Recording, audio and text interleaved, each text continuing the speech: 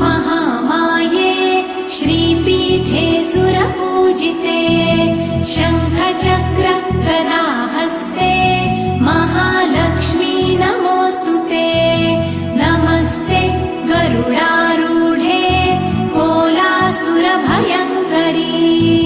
सर्वपाप हरे देवी महालक्ष्मी नमोऽस्तुते महादेव्यै च विद्महे विष्णुपत्न्यै च धीमहि तन्नो लक्ष्मी प्रचोदयात्।